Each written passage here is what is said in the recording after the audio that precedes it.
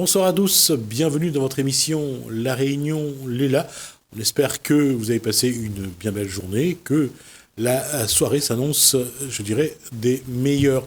Nous, on va parler quelque chose qui, à chaque fois qu'on parle politique, on parle d'autre chose, on parle de corruption, on parle de fraude, on parle d'éthique, en fait.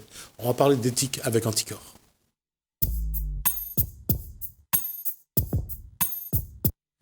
Et pour nous parler d'éthique, et le mieux placé, c'est le référent d'Anticorps à La Réunion, bonsoir à Jean-Émile de Beaulivier. Bonsoir. J'ai bien prononcé. Vous avez bien prononcé le nom, c'est bien ça. C'est rare, mais vous l'avez bien prononcé. D'accord. Et avec nous également, donc Éric Marcelli, qui est souvent dans ce genre de posture. Qu'est-ce qui explique que Éric Marcelli, aujourd'hui, il faut toujours veiller à ce qu'on respecte des règles et l'éthique? Aujourd'hui, d'abord bonsoir téléspectateurs de TV Créole. Aujourd'hui, en fin de compte, on s'est laissé abuser. On a fait confiance à nos élus qui ont profité de la situation de notre ignorance et pour vider les caisses de l'État. Alors, il y a deux choses. Avant on va essayer de ne pas généraliser et on va aussi intégrer des choses, les mauvais comportements. C'est pas seulement les élus, c'est aussi les gens qui sont autour. Et quand on regarde dans les affaires, il y a des élus bien sûr, mais il y a également des administratifs, il y a également des personnes qui sont proches ou salariés des collectivités.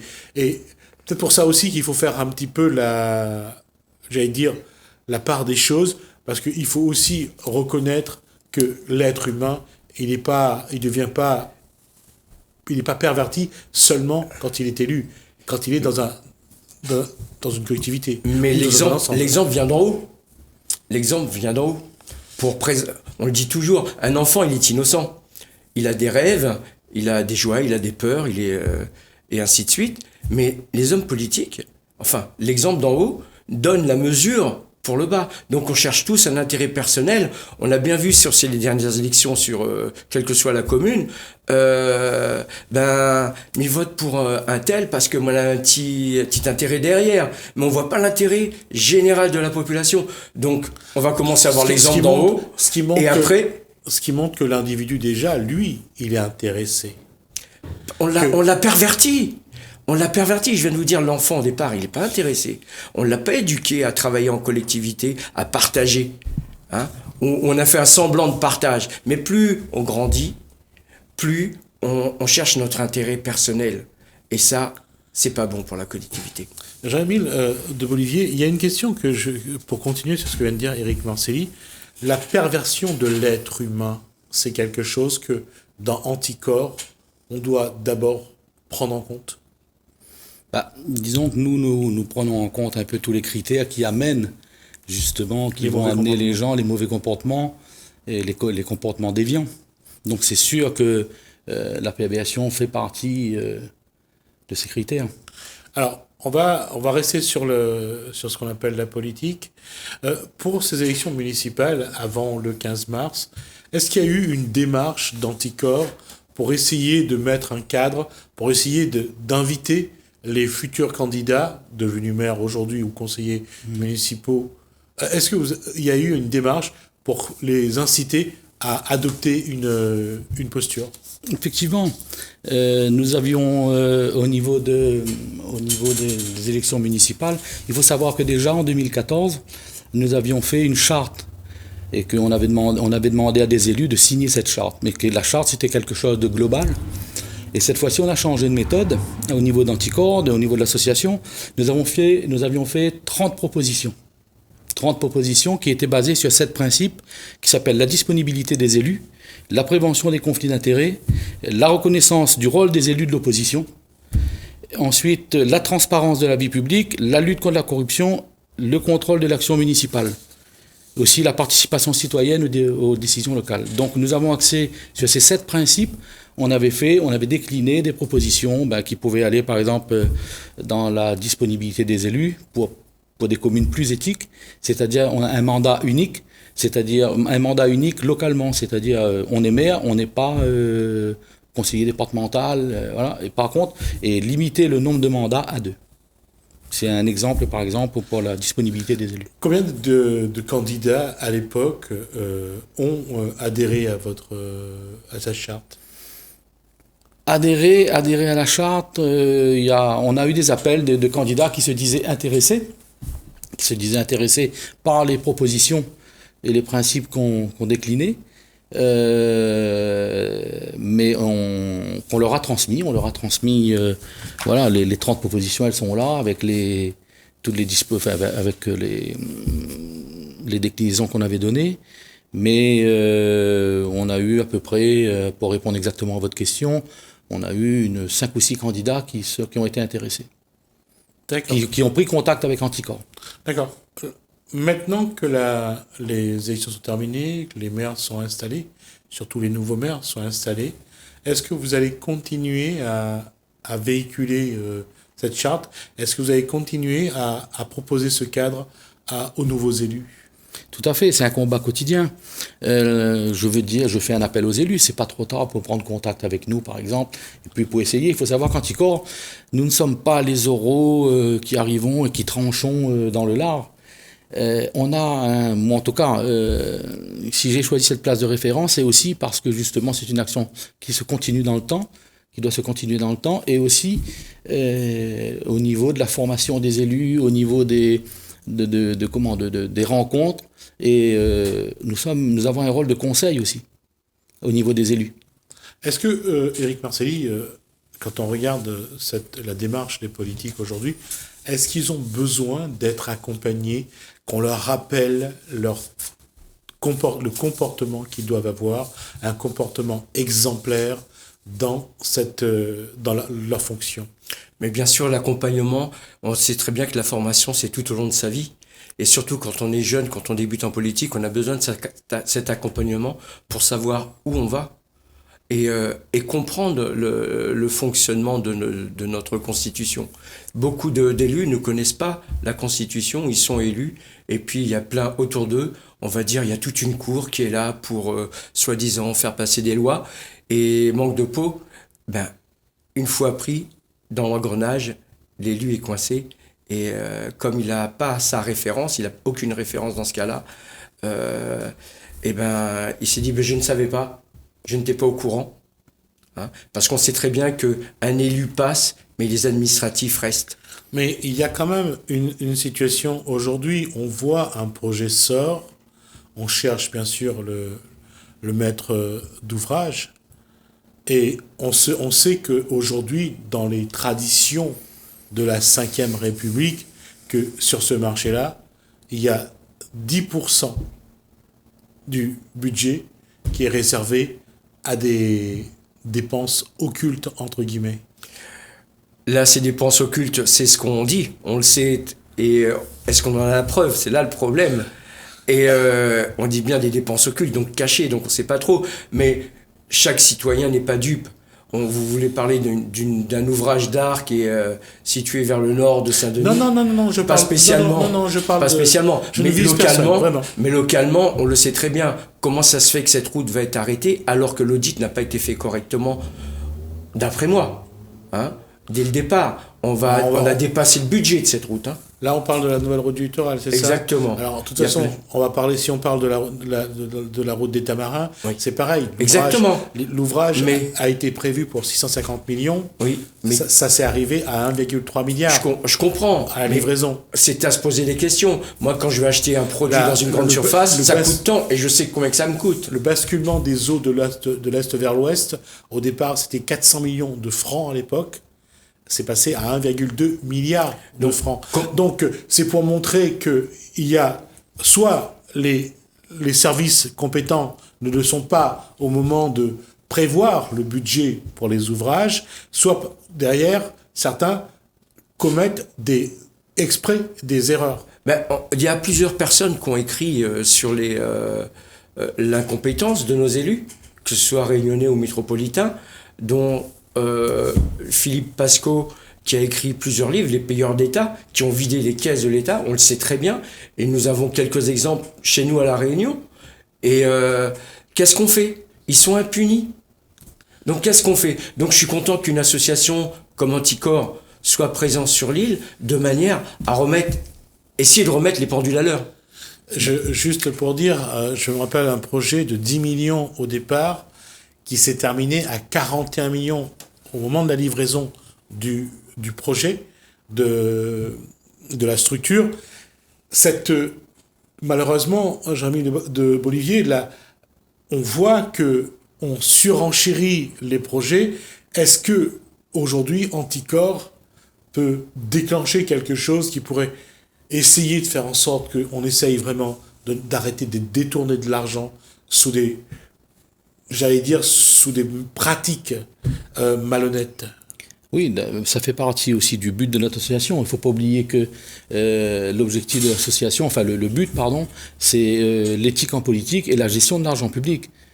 On est là pour ça. On a une double habilitation du ministère de la Justice et de la Haute Autorité pour la transparence de la vie politique qui nous permettent justement d'intervenir pour la Haute Autorité en le nom, par exemple en ce qui concerne l'éthique, et ensuite au niveau de l'habilitation du ministère de la Justice de partir sur des infractions qui sont listées. On ne peut pas aller sur n'importe quelle infraction, dont l'utilisation de l'argent public.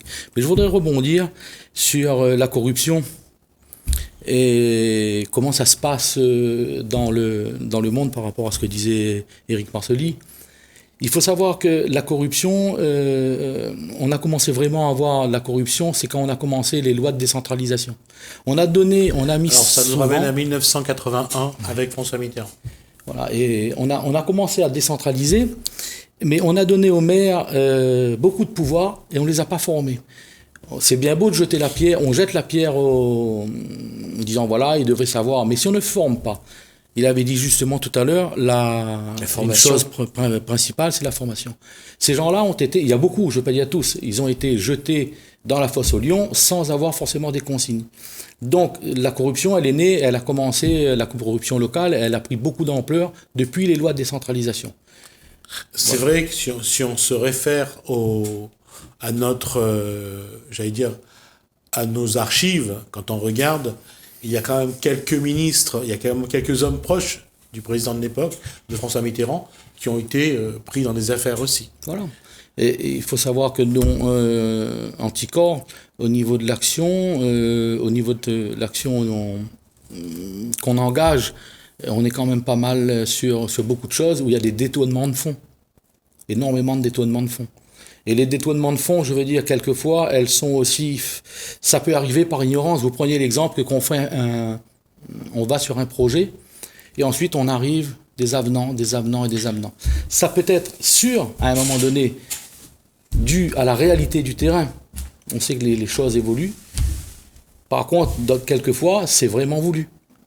Ah ben, de toute façon, aujourd'hui, on le dit, quand un projet est bouclé, il est fait, on sait que 10% de l'argent qui est dedans ne servira pas au projet. Et malheureusement, c'est une tradition qui est rentrée dans le comportement de certains politiques. À chaque fois qu'on crée un projet, qu'on boucle un projet, on sait que il y a une partie qui va être fait pour faire plaisir à certains. Et d'ailleurs, c'est un constat qu'on le voit. Il y a beaucoup d'entreprises extérieures qui arrivent à La Réunion et pour une raison pratique. De toute façon, vous savez, en 2018, aux universités d'été d'Anticorps, à Valence, nous avions planché sur ce qu'on appelle les grands projets inutiles, par exemple.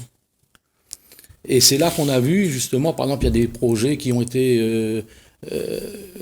on avait discuté en particulier sur le Lyon-Turin, je crois, la ligne Lyon-Turin. Ouais. Et on se demandait de la réalité et de l'utilité, au lieu d'aménager la voie qui existe déjà, de repartir sur des millions et des millions. Voilà. Et ensuite, il y a aussi, vous avez un deuxième point sur lequel on avait planché sur les grands travaux inutiles, c'est sur les grands paris. Et aujourd'hui, on s'aperçoit que sur le Grand Paris, on s'aperçoit qu'il y a des marchés qui sont donnés sans forcément d'appel d'offres. Et on se rend compte aussi qu'il y a des projets qui sont inutiles. Oui, dont la raison de du sujet que nous avions planché. Et ce problème va se poser avec l'organisation des Jeux Olympiques pour 2024 à Paris. Moi, je ne présume pas de l'avenir. Je ne vais pas être... Notre but, c'est pas d'aller de critiquer à tout va, mais je veux dire maintenant, nous, on sera vigilants. Ça, il faut être sûr. Et le message que je veux faire passer aussi en venant sur votre plateau, c'est de dire aux gens, c'est-à-dire qu'il n'y a pas que les politiques, hein, vous aviez dit à juste titre tout à l'heure, il y a aussi les hauts fonctionnaires, il y a les institutions, il y a certaines administrations. Il y a les hommes de l'ombre aussi qui sont là pour ça. Mais qui ont des responsabilités. Nous, on est habilités justement à partir sur une infraction qu'on appelle la concussion.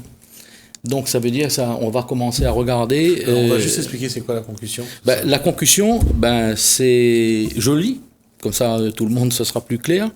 Ça fait article 432-10 du code pénal. C'est le fait pour une personne dépositaire de l'autorité publique ou chargée d'une mission de service public de recevoir, d'exiger ou ordonner ou de percevoir à titre de droit quelque chose qui n'est pas dû. Mais aussi à l'inverse. Si on regarde, il y a l'inverse, c'est-à-dire de ne pas exiger pour son copain, par exemple, une dette qu'on doit au niveau du service public. Oui, mais le problème, on le sait bien, quand c'est une grosse entreprise qui a le marché, les voyages, les visites de chantier, les séminaires, on invente beaucoup de choses autour pour récompenser parfois ceux qui portent le projet dans une telle direction. Oui, c'est devenu, je dirais pas que c'est devenu monnaie courante, mais c'est devenu une pratique assez usuelle. On appelle ça, justement, ce sont des comportements déviants. Nous, l'association, au niveau d'Anticorps, on est là pour ça. On est là pour essayer d'avoir un œil vigilant.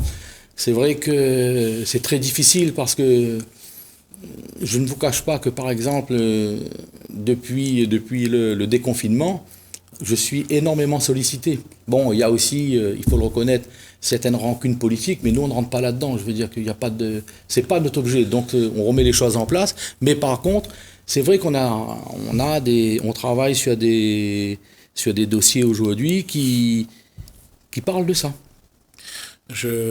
Juste pour faire référence à un ancien secrétaire général de préfecture qui a intégré un groupe international. Vous me parlez de pantouflage? Non, pas de pantouflage. Je veux dire que parfois, on découvre que le travail est fait dans un objectif très personnel et très particulier.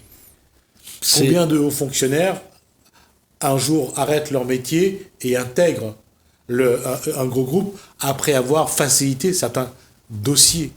Vous voyez, dans l'habilitation qu'on a avec la Haute Autorité de la Transparence de la vie politique, c'est ce qu'on appelle le pantouflage. C'est-à-dire que quelqu'un, il travaille dans un service, un haut fonctionnaire ou un fonctionnaire, qu'il a des responsabilités, d'un certain pouvoir de décision. En général, nous, fonctionnaires, je le sais bien en tant que fonctionnaire territorial, on a plutôt un pouvoir de conseil, on n'a pas de pouvoir de décision. Mais dans certaines institutions, par exemple, vous avez des fonctionnaires qui ont des pouvoirs de décision sur certains dossiers. Et tout d'un coup, ils travaillent et ils s'en vont et ils partent dans une entreprise privée et ils donnent justement leur savoir et leur savoir-faire. Voilà. Normalement, c'est prévu par la loi qu'il n'a pas le droit pendant un certain nombre d'années de partir dans les entreprises pour lesquelles il a travaillé ou pas, où il était intéressé. Mais c'est ce qu'on appelle le pantouflage. Et on est très vigilant là-dessus. Oui, mais ça n'empêche pas que ça se passe souvent à qui mieux, et on passe d'une collectivité ou d'une préfecture à directement une entreprise. Ça se fait aujourd'hui de manière très simple et très régulière. Tout à fait, mais vous savez, il faut, à un moment donné, on est très peu, comment vous dire, on est très peu de personnes à être vigilants là-dessus. Et nous, ce qu'on souhaite au niveau d'Anticorps, justement, notre cœur et notre vie, c'est justement l'éveil citoyen. Mais vous allez être aussi confronté à une chose, si c'est pas moral, c'est légal. Tout à fait, si c'est pas moral, c'est légal, mais dans ce cas-là, à nous de regarder pour essayer de... Pardon, excusez-moi. Pour essayer de changer ça. Vous savez, on parle d'éthique, on parle de morale, on parle de déontologie. Il faut savoir que tout cela, on pourra avoir. Je vous parlais d'éveil citoyenne, c'est pas innocent. C'est-à-dire qu'aujourd'hui, il faut que le citoyen il se réveille et qu'il soit conscient que lui aussi, il soit acteur à travers, pour être vigilant à travers justement tous ces comportements déviants. Et on a le pouvoir. Notre République nous donne le pouvoir de pouvoir agir. C'est-à-dire qu'on peut très bien, je vous donne un exemple tout simple, c'est que on peut déposer plainte à la place de notre maire ou de notre sur des choses qui nous paraissent, qui sont avérées, qui nous paraissent déviantes.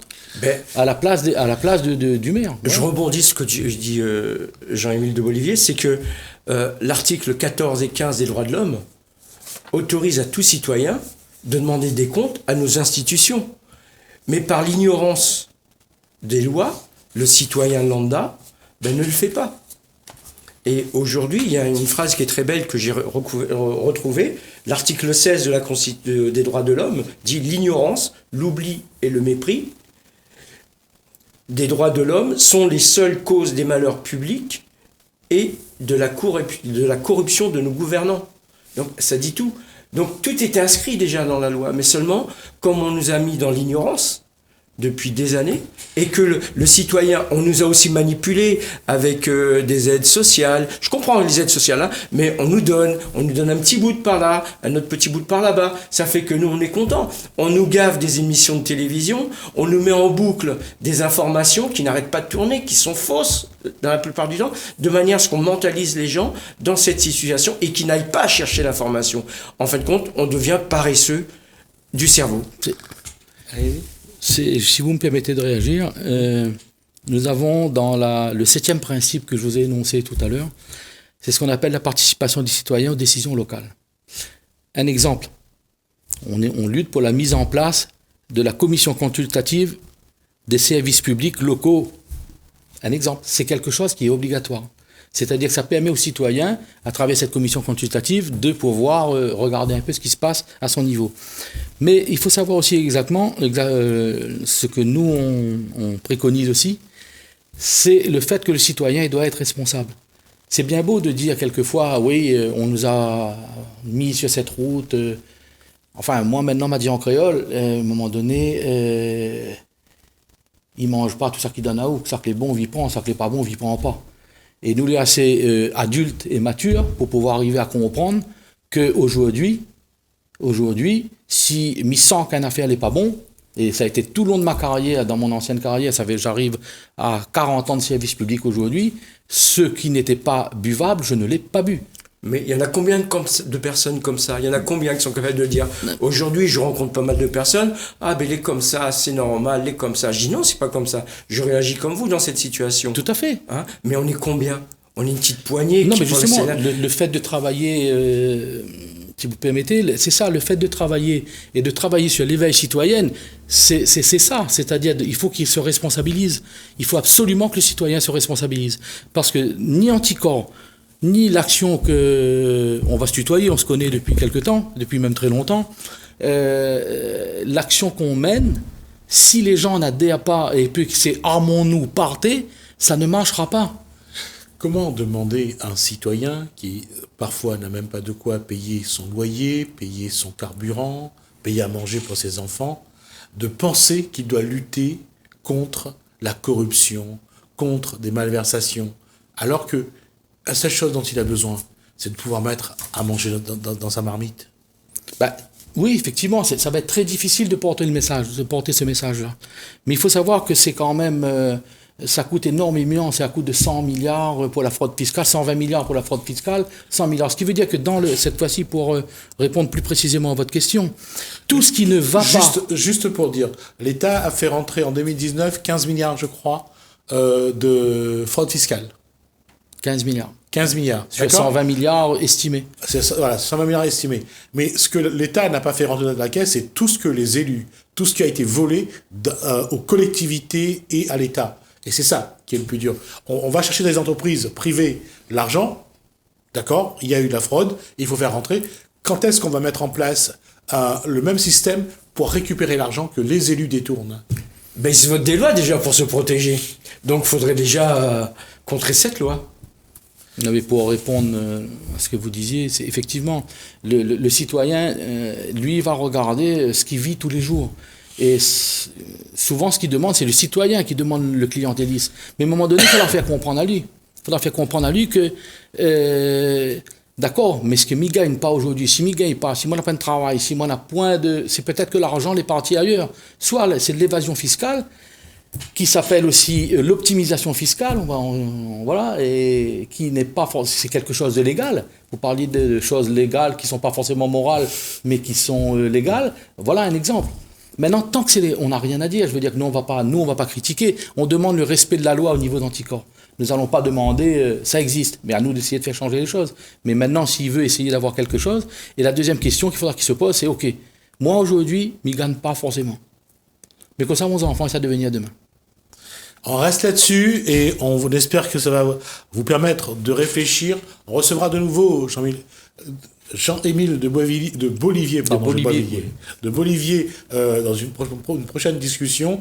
On verra un petit peu. Mais ce qu'il a dit, c'est vrai, c'est très intéressant. Qu'est-ce que nos enfants vont devenir demain si ça continue? On marque une pause, on se retrouve juste après.